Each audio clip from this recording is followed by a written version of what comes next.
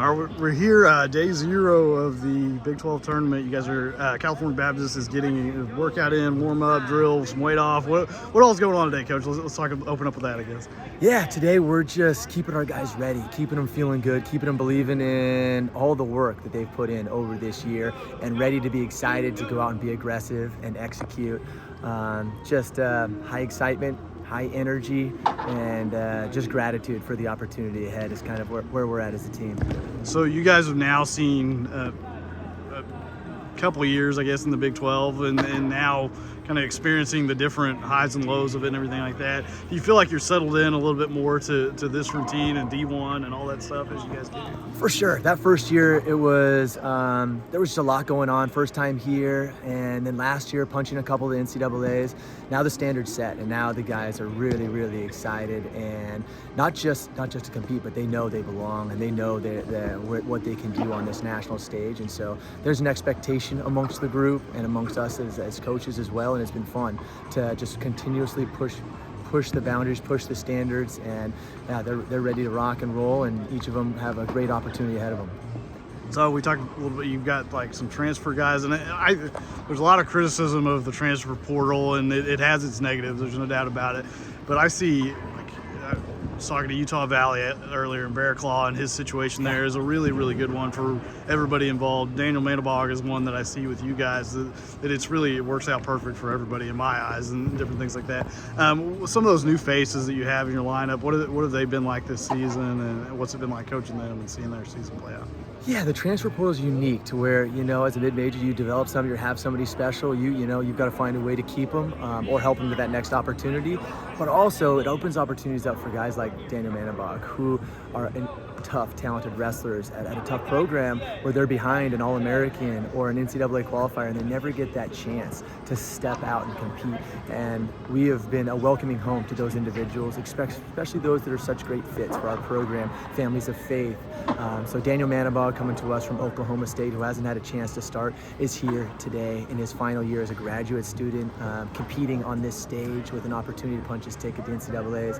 Carter Schmidt from Iowa State, incredibly hard worker, has been a team captain for us, made an impact right away, just with his leadership and his work ethic. Really, really excited for the opportunity for him, finally, after 5 years of training, to be able to compete on this stage. Tristan Kemp transferred to us from West Virginia as a heavyweight, and we've been really blessed with the with the transfers that have come in and had the experience and know what it's like and know what's needed to come here and be a part of this program and make gains and have this opportunity to compete as a starter and try to make their way to the national tournament. So with that, I think what I've seen this season, this is probably your most successful season on this level yet since you guys made the transition to D1. Would you describe it that way?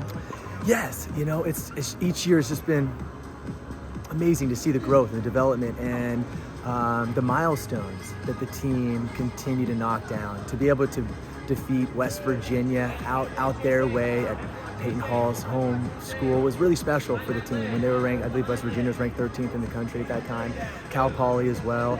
And so, the growth has just been consistent. The guys continuing to believe in themselves and see the opportunity has been great. And the support out west in California for a Big 12 program like ours each year to get better and better has been exciting to talk with the coaches and just the community about the growth of having a program like this.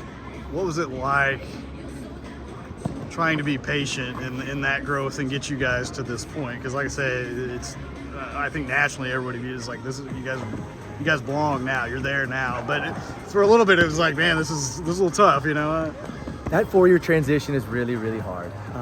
As much as you want to say, okay, we'll be okay, I was a little naive to how challenging that was going to be. But now 3 years in, and the guys having the opportunity to compete, and even our freshmen like Eli Griffin have an opportunity to punch his ticket, Hunter Leak, and those individuals coming back to continue to grow and see where they can take it. It was really challenging at first to only win one match our first year, but then last year to have 2 guys make it. Seeing the rewards, seeing the validation in the work, it's just so important for the athletes, for us as coaches, and so it has been great just to have those little reminders for us, we believe that's God, just letting us know you're on the right path, you're doing the right work, continue to stay patient. And these guys have been patient, and we have worked with them, and it's rewarding for sure to now belong. And now, yeah, programs for sure, they're not looking at CBU as an easy program anymore. It's like, okay, I got to be smart when I it's making it a little harder to book dual meets, but it's a great thing, and we're excited to be where we're at. So a couple of years coming to Tulsa and this experience here at the Big 12 tournament, what are some of your takeaways and experience in here, and I guess things that maybe you do a little bit different going into this weekend than your first 2 years here?